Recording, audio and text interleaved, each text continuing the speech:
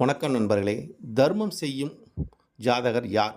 எப்படி நம்ம ஜாதகத்தில் கண்டுபிடிக்கிறது? தர்மம் செய்யக்கூடியவர்கள் நம்ம எப்படி கண்டுபிடிக்கிறது? எப்படி தெரிஞ்சுக்கொள்வது? அப்படிங்கிறதுக்காக இந்த பதிவு. அதாவது ஒருவரின் ஜாதகத்தில் 2ஆம் இடம் தனத்தை குறிக்கக்கூடிய பாவம், 11ஆம் இடம் லாபத்தை குறிக்கக்கூடிய பாவம், அபிலாஷைகளை குறிக்கக்கூடிய பாவம். இந்த இடத்தில் சுக்கிர பகவான் இருந்தால் ஆண்டவனை அலங்கரிப்பதிலும் அதிகம் செலவு செய்வார். கோவில் கட்ட செலவு செய்வார். குளம் வெட்ட கிணறு, குளம் இந்த மாதிரி வெட்டெல்லாம் செலவு செய்வார். மண்டபம் கட்ட செலவு செய்வார். ஆடம்பரத்துக்கும் செலவு செய்வார்.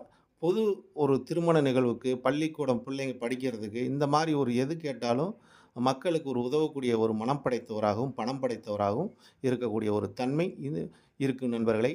இந்த நிலைப்பாடு யாருக்கு இருக்கும்னா 2இல் சுக்கிரன் இருக்கிறவனுக்கும், 11இல் சுக்கிரன் இருக்கிறவங்களுக்கும் இவங்க தர்ம காரியங்கள் மேலோங்கி செய்யக்கூடிய அமைப்பு உடையவராக இந்த ஜாதகம் இருக்கும் நண்பர்களே. இது ஜோதிட சாஸ்திரத்தில் அறிந்த உண்மை.